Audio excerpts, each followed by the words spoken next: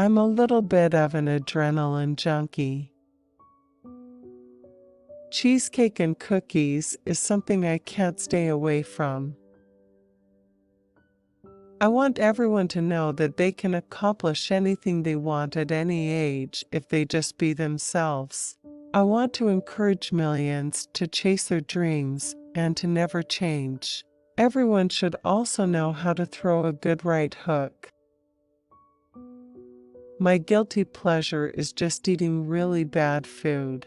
I cannot help myself, but you're on the road during the night, and the only thing open is a fast food place, and you're like, all right, not my fault.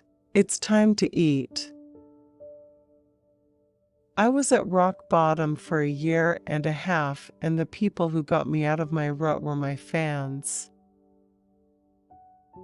The great thing about WWE is the fact they are branching out and doing more brands.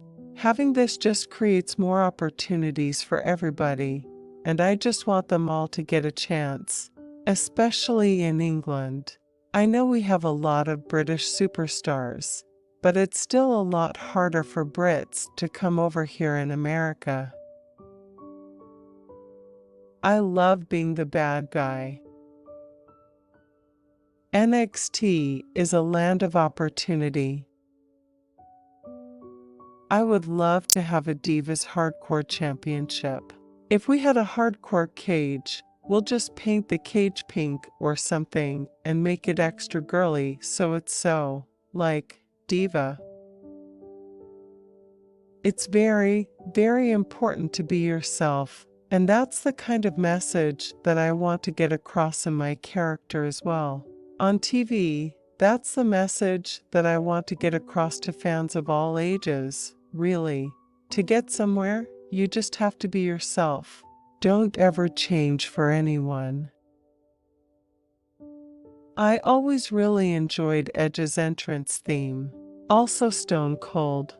WWE once asked me in an interview, if I had to change my entrance music, whose would I choose? And I said Edge. So they created a video of me using that song, and I was like, I'm in love. First and foremost, that was always my passion. I wanted to wrestle, but unfortunately, it took me down a road that I can't do that anymore. To be the first NXT Women's Champion is such an honor. I was born into the business. Literally. My mom was 7 months pregnant with me before she realized it, so she kept wrestling like normal up to that point. I couldn't really get a grasp on wrestling at a young age. I knew it was what my parents did, and they fought people. It scared the crap out of me, so I thought, no, I can't do that. I'll get beaten up. When I got a little older, like 10 or 11, my dad would run a training school every month, teaching people how to become wrestlers. I would get in the ring now and again and mess around with one of my brothers, and he'd teach me some stuff.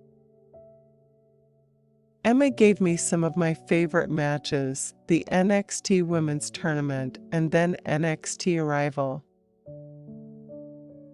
I grew up watching Bull Nakano, and she was amazing. I find it really hard to be close to anybody. Not only was I a victim of viral humiliation, but a victim of cyberbullying. WWE, I'm just full on Paige, my in-ring character.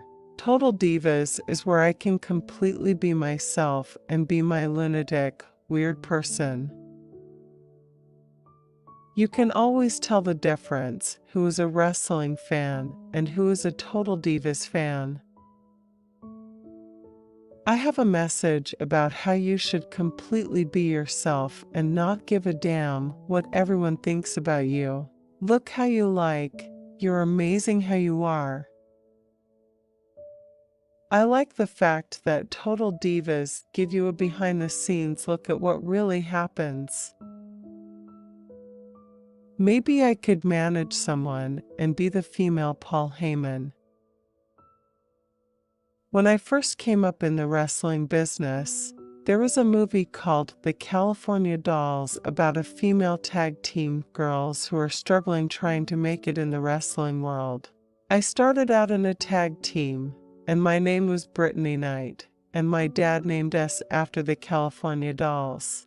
We were called the Norfolk Dolls. People who are not in the wrestling business don't understand the struggles that all of us have to go through to really try to make it. My dad was always a great talker on the microphone, so I tried to learn a lot from him in that way, and he's very old school. He built the wrestling family that we have. My mom, she's just a baller in the ring. My scrappy side and my aggressiveness are probably coming from her. I'm not good at opening up with people. I'm not a glamorous girl. People are very surprised when they see me. Here is this crazy gothic woman, but when they speak to me in person, they realize I'm a nice girl. I love to interact with my fans. My sister wrestles. Both of my brothers are wrestlers, and my nieces and nephews all plan to wrestle. At 13, I knew where I wanted to be. I wanted to be in WWE. When I was in England, I did a lot of wrestling and moves. Over here, they were like, you don't need to do that much. Save your body. Become an entertainer rather than a wrestler. And I wasn't used to wrestling on TV and in front of huge crowds, so it was a big adjustment. I have traveled the world by myself. Anytime I have a promo with him, and I like R-Truth too, but I always have the best chemistry with Miz. We really don't stay on script perfectly. We kind of bounce off each other. He is the one I paid attention to when it came to promos. He helped me so much along the way with backstage segments. I'm going to be a little bit biased, but I feel Sonya Deville is very underrated. Everything I knew my entire life, like, literally, for 26 years, all I had known was pro wrestling, and for it to be ripped away from me, which is nobody's fault, but it is part of our business. When you think about a WWE diva, you think of us girls in WWE, not, like, the girls that are in the indies, the girls in TNA, or in other different companies. So yeah, the word diva means a lot to me. My mother is the toughest opponent. Many people think she would go easy on me, but that's not the case. I try to be very positive. I surround myself with positive people, and the negative people can leave. WWE is like a big family, and you don't realize that until you step away from it and come back. My whole family are wrestlers. I was brought up in the business.